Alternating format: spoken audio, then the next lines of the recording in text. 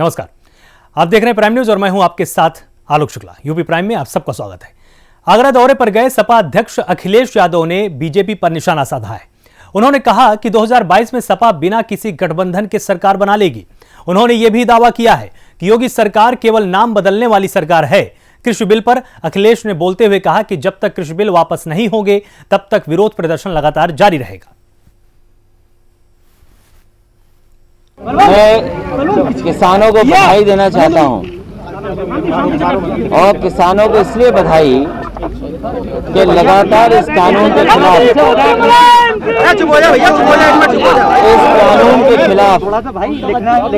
इस कानून के खिलाफ जब लोकसभा और राज्यसभा में बहस हुई थी तो लोकसभा में भी समाजवादी पार्टी ने इस कानून का विरोध किया था। ये राज्यसभा में जब ये कानून गए तो राज्यसभा में भी समाजवादी पार्टी के राष्ट्रीय प्रमुख महासचिव उन्होंने अपनी बात रखी थी और उन्होंने आखिरी में कृषि मंत्री जी से ये कहा कि ये सदन से जो कानून पास हो रहे हैं ये डेथ वारंट हैं किसान के लिए और वो तमाम चीज रिकॉर्ड पर है। समाजवादी पार्टी का मानना है कि भारतीय जनता पार्टी ने किसानों को ये कहा उनकी आय दोगुनी कर देंगे। यही आगरा में आसपास जब भी भारतीय जनता पार्टी के नेता किसानों के बीच में गए उन्होंने कहा आय दोगुनी कर देंगे। हम उन्हीं भारतीय जनता पार्टी वालों से जानना चाहते हैं कि आय दोगुनी वाली एमएसपी कब देंगे और अगर किसान एमएसपी मांग रहे हैं तो भारतीय जनता पार्टी की जिम्मेदारी ये बनती है कि आय दोगुने वाली एमएसपी दे दें।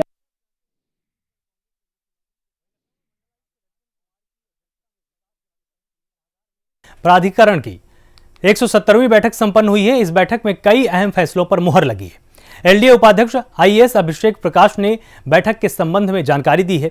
उन्होंने बताया कि भाऊराव देवरस सेवा न्यास द्वारा ग्राम सरसवा में सरोजनी नगर की सामुदायिक भवन के लिए तकरीबन 4 हेक्टेयर भूमि के भू उपयोग परिवर्तन के संबंध में प्रस्तुत प्रस्ताव पर अनुमोदन प्रदान किया गया।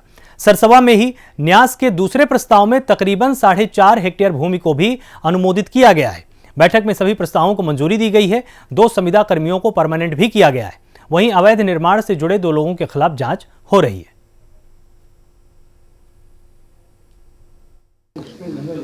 देखिए, जनहित के सारे मुद्दे लिए गए थे जिसके अंतर्गत विशेष रूप से जो केवल पार्किंग है जो एलडीए के द्वारा कभी बनाई गई है, पार्किंग अभी वर्तमान में संचालित है, उन सभी पार्किंग्स को संचालन के लिए नगर निगम को हस्तांतरित किया जा रहा है और साथ ही साथ जिन जगहों पे पार्क और पार्किंग एक साथ एलडीए के द्वारा है उसमें एक ऐसे मॉडल को अपनाया जाएगा कि पार्क के संचालन से जो धनराशि आ रही है जो फीस से उससे पार्किंग की सुविधाएं भी और पार्किंग की धनराशि से पार्क की सुविधाओं को और ज़्यादा विकसित किया जाए।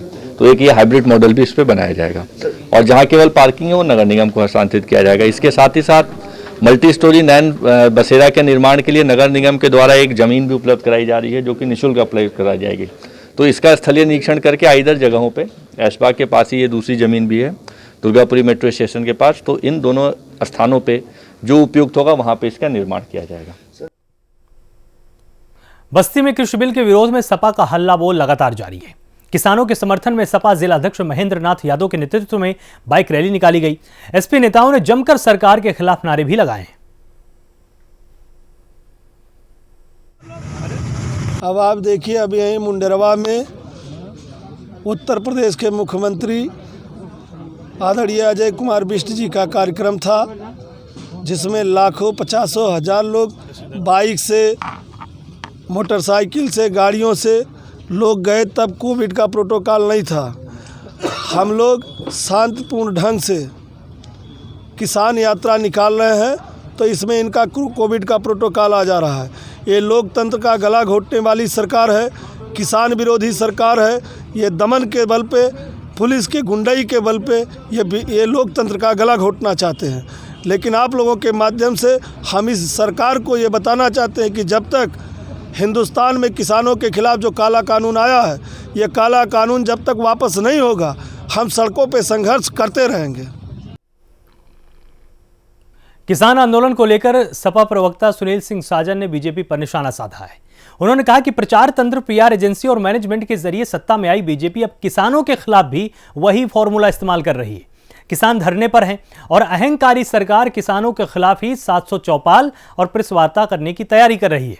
उन्होंने आगे कहा कि अब देश का किसान जगा हुआ है, इस काले कानून के खिलाफ संघर्ष जारी रहेगा। समाजवादी पार्टी भी तब तक सड़कों पर संघर्ष करती रहेगी जब तक अहंकारी सरकार इस काले कानून को वापस नहीं लेती है।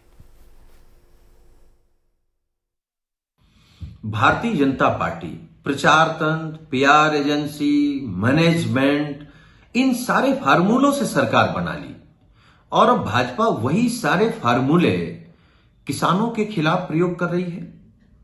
जो काले कानून लेकर के आए, किसान उनको लेकर के धरने पर है।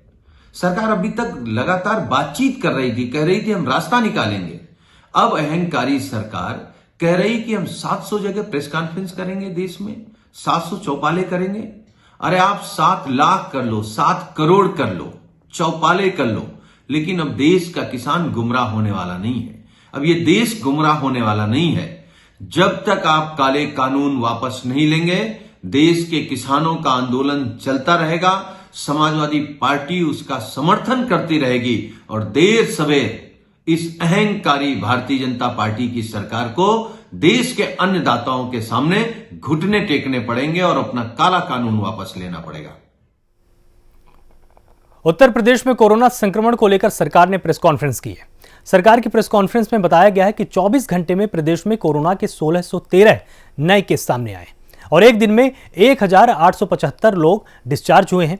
और क्या कुछ उन्होंने कहा है, दिखाते हैं आपको।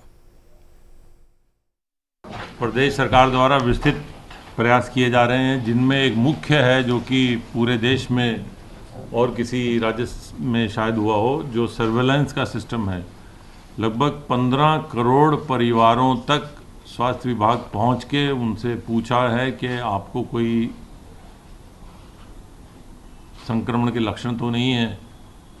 तो इतनी वृहद विस्तृत ये जांचें हुई हैं, तो जिसका परिणाम है कि संक्रमण अब प्रदेश में कम हो रहा है। पड़ोसी प्रदेश दिल्ली के में संक्रमण बढ़ने के कारण उत्तर प्रदेश के कुछ क्षेत्रों में संक्रमण बढ़ा था, लेकिन अभी संक्रमण कम हो रहा है और सभी लोगों का, आम नागरिकों का यदि सहयोग रहा और सभी लोग जैसा बताया गया है सावधानियां बरतते रहे, मास्क का निरंतर उपयोग करते रहे, हाथ लगातार धोते रहे, सामाजिक दूरी बनाए रखे, तो निश्चित रूप से ये संख्या अत्यंत न्यून हो जाएगी। इसके साथ साथ प्रदेश सरकार कोविड की वैक्सीन के लिए भी समुचित भंडारण व्यवस्था, उनको वैक्सीन को लक्षित समूहों को लगाने के लिए टेक्निकल लोगों की व्यवस्था, ये सब व्यवस्था में जुटी हुई है ताकि जैसे ही वैक्सीन उपलब्ध हो उसको सभी जो टारगेटेड ग्रुप्स हैं उन तक पहुंचाया जा सके।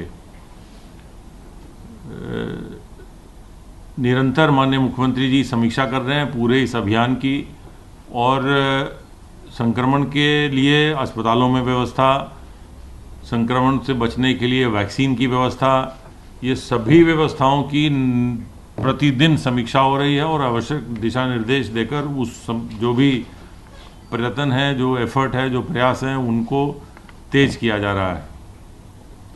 प्रदेश में हॉटस्पॉट कल से कुछ कम हुए हैं, कंटेनमेंट जोन भी कुछ कम हुए हैं। तो इसी प्रकार यदि सभी लोग सावधानियां बरतते रहे और सभी लोगों का सहयोग रहा तो ये संक्रमण अत्यंत न्यून हो जाएगा और वैक्सीन आने के बाद समाप्त हो जाएगा। ये प्रदेश में औद्योगिक गतिविधियां चालू करने की जो सरकार की प्राथमिकता है उस पर तेज़ी से काम किया जा रहा है। जो विद्यमान इकाइयाँ थी उनको आत्मनिर्भर पैकेज में बैंकों के साथ समन्वय कराकर उनकी कार्यशील पूंजी की समस्या, उनकी जीएसटी रिफंड की समस्या, उनके लंबित भुगतानों की समस्या का निस्तारण एमएसएमई साथी ऐप के माध्यम से कराया जा रहा है और अब तक लगभग 4,37,000 एमएसएमई इकाइयों को 11,000 करोड़ रुपए के ऋण उपलब्ध बैंकों द्वारा कराए जा चुके हैं, जिनसे इनकी आर्थिक स्थिति सुधर गई है और ये अब न केवल पुराने लोगों को रोज़गार में लगाए हैं बल्कि और नए लोगों को भी रोज़गार का अवसर मिला है। इसके अतिरिक्त प्रदेश में आर्थिक गतिविधियों को तेज करने और इनके माध्यम से रोजगार के अधिक से अधिक अवसर पैदा करने के उद्देश्य से नई एमएसएमई इकाइयों की स्थापना के लिए भी सुविधाजनक वातावरण बनाया गया है। नया एमएसएमई एक्ट लागू किया गया है, जिसके अंतर्गत 72 घंटे के अंदर समस्त प्रपत्र दाखिल करने पर आपको अनुमति मिल जाएगी। उसके पश्चात 1000 दिन तक किसी प्रकार की कोई पूछताछ किसी सरकारी व्यवस्था द्वारा नहीं की जाएगी। इस प्रकार की व्यवस्था करने से प्रदेश में नई एमएसएमई इकाइयों की स्थापना में सहयोग मिल रहा है, तेजी आ रही है। और इस वर्तमान वित्तीय वर्ष में कोरोना कालखंड के पश्चात 14 मई से लेकर अभी तक प्रदेश में लगभग 6,63,000 नई एमएसएमई इकाइयाँ स्थापित हुई हैं, जिनको बैंकों द्वारा लगभग 20,073 करोड़ रुपए के ऋण वितरण किए गए हैं। 20,073 करोड़ रुपए के ऋण इन नई एमएसएमई इकाइयों को दिए गए हैं। इन्हीं एमएसएमई इकाइयों के माध्यम से, केवल इन्हीं के माध्यम से ही लगभग 25 लाख से अधिक रोजगार के नए अवसर पैदा हुए हैं। नौकरियां, जो प्राइवेट सेक्टर में नौकरियां सृजित करने का ये सरकार का प्रयास है। प्रदेश में कोरोना वायरस के संक्रमण की स्थिति इस प्रकार है। विगत 24 घंटों में संक्रमण के 1,613 नए प्रकरण सामने आए हैं। इसी अवधि में उपचारित होकर डिस्चार्ज होने वालों की संख्या 1,875 है। इस समय एक्टिव इन्फेक्शन के केसेस की कुल संख्या राज्य में 20,473 है और जो व्यक्ति संक्रमण के पश्चात उपचारित होकर डिस्चार्ज हो चुके हैं उनकी संख्या बढ़कर के अब 5,34,224 हो गई है। रिकवरी का प्रतिशत प्रदेश में अब बढ़कर के 94.94% हो गया है, 94.94%। संक्रमित लोगों में से अब तक कुल 8,025 लोगों की मृत्यु हुई है और जो केस फैटेलिटी रेट है वो भी अब 1.43% से नीचे चल रहा है, 1.426%। कल प्रदेश में 1,68,822 सैंपल्स की जांच हुई और अब तक कुल मिलाकर उत्तर प्रदेश में 2,11,03,633 सैंपल्स की जांच हो चुकी है। कल भी जिलों के द्वारा RT-PCR की जांच के लिए प्रयोगशालाओं को लगभग 67,000 सैंपल भेजे गए।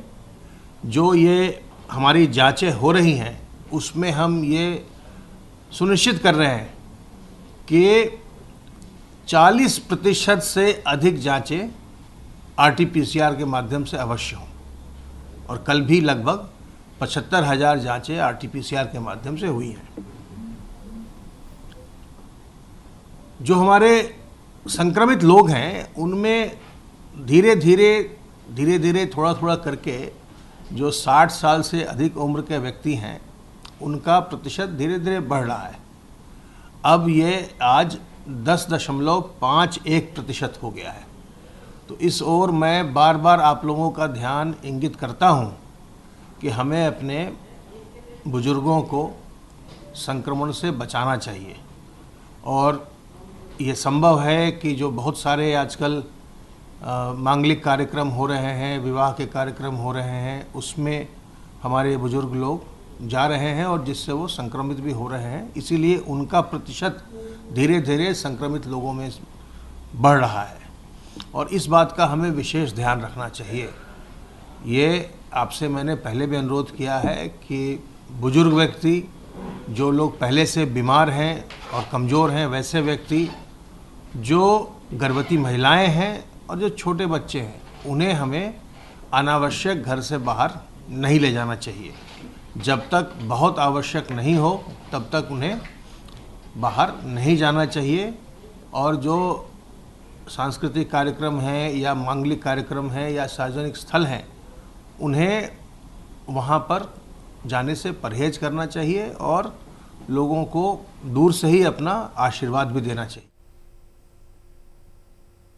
वहीं गोंडा में तेज रफ्तार ट्रक ने युवक को टक्कर मार दी, जिससे युवक की मौके पर ही मौत हो गई।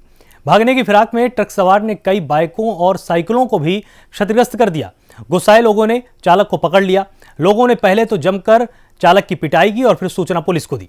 सूचना पर पहुंची पुलिस ने चालक को गिरफ्तार कर लिया है।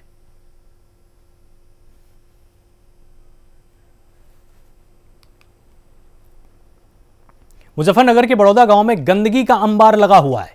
ग्रामीणों ने बताया कि नाले अटे पड़े हैं और गांव के तालाब गंदगी से भर चुके हैं। ग्रामीणों ने ग्राम प्रधान पर आरोप लगाते हुए कहा कि 5 साल में कोई भी साफ सफाई नहीं हुई। पानी की निकासी नहीं होने से गांव में बीमारियां फैल रही हैं। ग्रामीणों ने मुख्यमंत्री पोर्टल के साथ साथ जिले के अधिकारियों से भी कई बार इसकी शिकायत की, लेकिन कोई कार्रवाई नहीं हुई।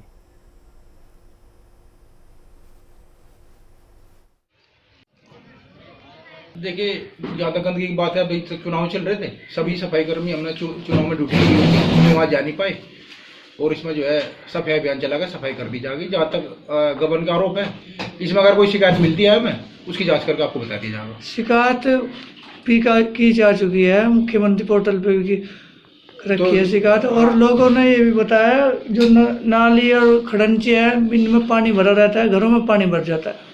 अगर कई ऐसी शिकायत है, मेरे संज्ञान में बात आपने भी डाली है, मैं इसकी जांच करने के बाद इस समस्या को मैं दूर करवा दूंगा, जो भी होगी उसके खिलाफ कार्रवाई कराई जाएगी। तालाब में गंदगी बिल्कुल भरी हुई है, तो सफाई निकासी नहीं है। हाँ, जो तालाब की निकासी है उसमें से भी पानी निकलवा दिया जाएगा। उसका जो भी सफाई है, जहाँ पे भी सफाई होगी वो उसके हम पूरी तरह से सफाई करवा देंगे। क्या समस्या है आपको? समस्या है जी, मैं रोज आता हूँ जैसे बुढ़ाने से, मैं यहाँ पे गिर जाता हूँ। ठीक है, मैंने सेक्रेटरी बोला, सेक्रेटरी बोल रहा मुझे तू प्रधान है, मेरे से हेड से बोल रहे। कौन से गांव का मामला है? गांव बड़ौदा है जी, कैसे बुढ़ाने जिला में फना रहा है। किस तरह की हालात है? कोई पानी की निकासी है जी, बहुत है और बार बार बोलते हैं तुम्हारी रिपोर्ट करूंगा। ठीक है, मैं बोल रहा भाई तू रिपोर्ट जितनी बदलना कर ले, न तो प्रधान है, मेरे से हेड से बोल रहा, मेरे फोन से आड़ देता है बार बार। और क्या चाहते हैं आप? हम चाहते हैं सफाई होनी चाहिए यहाँ पे। और क्या क्या समस्या है और गाँव में? गाँव में समस्या है पानी से है बहुत, कोई नहीं, जो बच्चा आता है स्कूल से वो भी गिर जाता है। समस्या है कि रास्ते में आने जाने का आप देखिए साहब, कैसे पैदल जा रहे हैं लोग और यहाँ पानी बह रहा है जी। गांव के कीचड़ और पानी निकलने की कोई व्यवस्था नहीं है। जितने गांव के पुराने जोड़, तालाब, नाले थे सब ब्लॉक्ड हैं और सफाई अभियान का यहाँ कोई प्रभाव नहीं है। किसी प्रकार के सफाई अभियान की प्रधान ने या किसी सचिव ने या BDO ने कोई सहायता यहाँ किसी की नहीं करता है। और अगर कोई बोलता भी है तो उसको बोलते हैं अच्छा आपको धमकी दे रहा है, इस तरीके की बातें यहाँ होती हैं।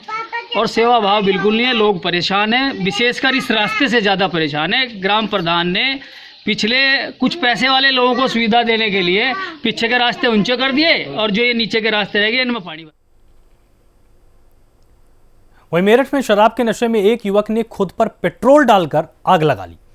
इसके चलते आसपास के लोगों में हड़कंप मच गया और स्थानीय लोगों ने आग पर काबू पाकर युवक को अस्पताल में भर्ती कराया, जहां उसका लगातार इलाज चल रहा है। सूचना पर अस्पताल पहुंची पुलिस ने घायल का बयान भी दर्ज किया है और मामले की जांच में जुटी हुई है।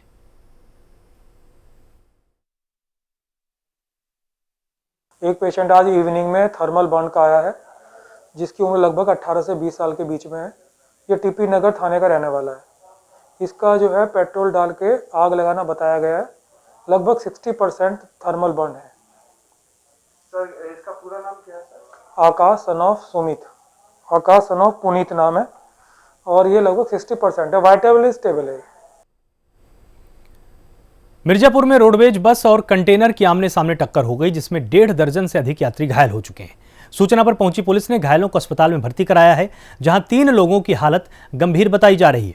उधर यात्रियों ने हादसे का जिम्मेदार बस चालक को बताया। यात्रियों ने कहा कि बस की स्पीड बहुत ज्यादा थी, कोहरे की वजह से सामने आने वाले वाहन दिखाई नहीं दे रहे थे। बस जैसे ही अपने निर्धारित समय से निकली है और उसके बाद थोड़ी दूर मतलब उनको जो ड्राइवर साहब थे वो मतलब कुछ ज़्यादा ही मतलब स्पीड में थे और एकदम सडनली, जबकि कोहरा था ज़्यादा, तो उनको उस हिसाब से नहीं चलना चाहिए था, तो इसी वजह से थोड़ा। कहाँ से बैठे थे आप लोग बस में? हम लोग बैठे थे नटवा चौकी से। कहाँ जा रहे थे? हम लोग लखनऊ के लिए जा रहे थे। कितने लोग थे पूरे बस में? बस में रहे होंगे 50 लोग के आसपास। कैसे हुआ घटना? कितने लोग घायल हुए हैं? 2-4 लोगों को हटा दे तो ज़्यादातर सभी लोगों को चोटें आई हैं।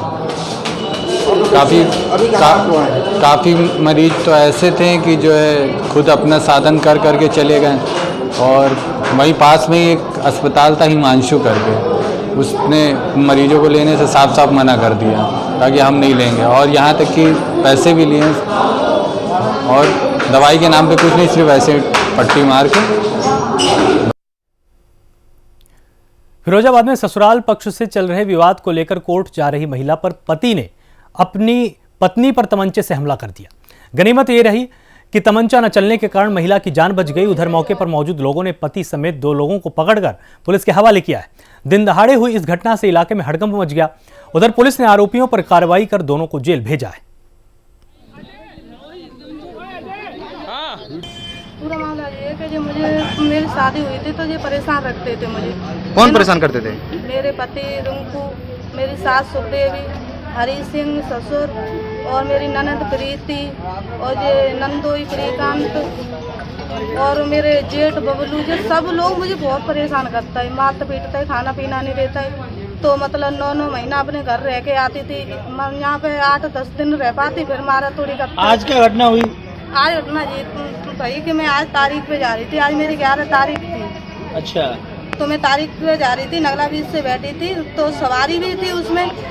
तो आगे इसने मेरे नंदोई ने वो टेम्पो रुकवा लिया, धाता बांधा था, मुझे नहीं पता था। मैं तो ये जाननी थी कोई सवारी है भाई, रास्ते में उतरती रहती है। उसने आके 10 रुपए उसे दे के ये यूं घूम कर और उसने मेरा गला मार यूं पकड़ लो। महाराजगंज के बांसपार बैजोली गांव में 6 साल के बच्चे का अपहरण हो चुका है। घटना की सूचना मिलने के बाद से पुलिस महकमे में हड़कंप मचा हुआ है। अपहरणकर्ताओं ने पीड़ित के घर पत्र फेंककर 50 लाख की फिरौती भी मांगी है। वहीं एसपी का कहना है कि बच्चे की बरामदगी के लिए पुलिस की 4 टीमें गठित हुई हैं। जल्द से जल्द आरोपियों को हम गिरफ्तार करेंगे।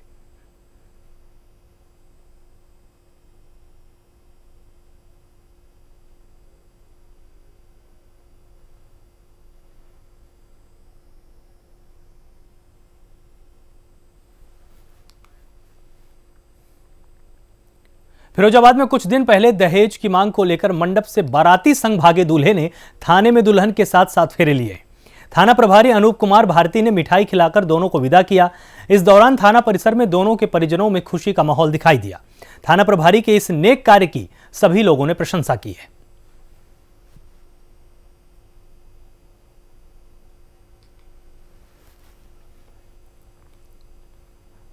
सुल्तानपुर में पुलिस ने 2 शातिर लुटेरों को मुठभेड़ के दौरान गिरफ्तार कर लिया है।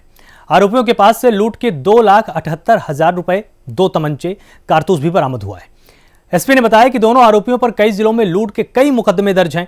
और एसपी ने आगे ये बताते हुए ये भी कहा है कि ये एक बहुत बड़ा गिरोह है जो जनपद और गैर जनपद में लूट की घटना को अंजाम देते हैं। और साथ ही साथ गुजरात के अहमदाबाद में भी एक बड़े कारोबारी से करोड़ों रुपए की लूट की घटना को अंजाम देने की फिराक में थे।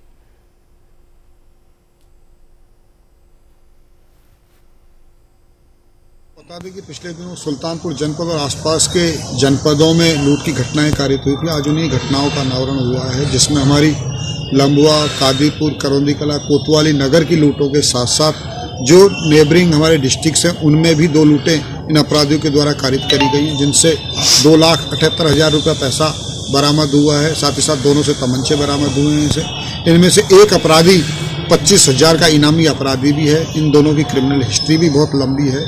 बाकी जो इनके शेष सदस्य उनको भी शीघ्र पुलिस के द्वारा गिरफ्तार किया जाएगा। इन अपराधियों के द्वारा जनपद सुल्तानपुर में, साथ ही साथ अयोध्या में और अन्य आसपास के जनपदों में 10 लाख की लूटों की योजना थी। इसके अतिरिक्त मुंबई और अहमदाबाद में भी 5 करोड़ 2.5 करोड़ की लूट इनके द्वारा की जानी थी। तो निश्चित रूप से सुल्तानपुर पुलिस के द्वारा एक बेहतर कार्य किया गया, जिसमें अपने जनपद और आसपास के जनपदों में तो लूट की घटना होने से बचाया ही है, साथ ही साथ अन्य प्रांत में भी जो घटना सनसनीखेज हो सकती थी उन्हें भी रोका है।